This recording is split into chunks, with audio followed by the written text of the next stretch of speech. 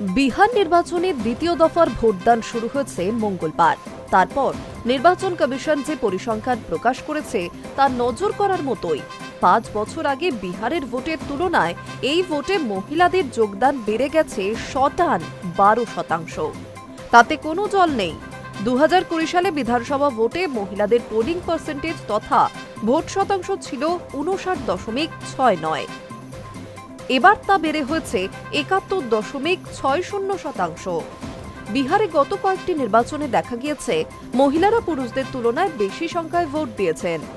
২০২০ সালেও পুরুষদের ভোটদানের হার ছিল ৫৪%, অর্থাৎ মহিলাদের তুলনায় প্রায় ৬% কম। এবার নারী পুরুষ মিলিয়ে রেকর্ড ভোটদান হয়েছে বিহারে। প্রথম দফায় ভোট পড়েছে ৬৫.০৮% এবং মঙ্গলবার দ্বিতীয় দফায় ভোট পড়েছে ৬৮.৭৬%, যা সর্বকালের রেকর্ড। এর মধ্যে পুরুষদের ভোটদানের হার ৭.৫% বেড়েছে ঠিকই, কিন্তু মহিলাদের ভোটদানের হার তুলনায় অনেক বেড়েছে, তা হল ১২%। প্রশ্ন হলো, মহিলাদের ভোটদান এত বেড়ে গেল কেন? এর মধ্যে কি লুকিয়ে রয়েছে বিহার ভোটের ফলাফলের রহস্য? এদিন নির্বাচন কমিশন পরিসংখ্যান প্রকাশ করতেই এনডিএ শিবির লাফালাফি শুরু করে দিয়েছে। তাদের দাবি, এ হলো নীতিশের পক্ষে ঝড়। বিহারে ভোটের আগে রাজ্যের ১,২১,০০,০০০ মহিলার ব্যাংক অ্যাকাউন্টে সরাসরি ১০,০০০ টাকা করে পাঠায় নীতিশ সরকার। মহিলাদের ক্ষমতায়নের জন্য সেই টাকা পাঠানো হয়।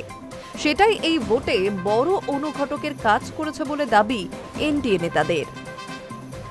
জানিয়ে রাখা ভালো, বিহারে দ্বিতীয় দফার ভোট গ্রহণ শেষ হতেই যেসব বুথ ফেরত সমীক্ষা প্রকাশ হতে শুরু করেছে তাদের সকলেরই পূর্বানুমান হল এনডিএ সুইপ করতে পারে।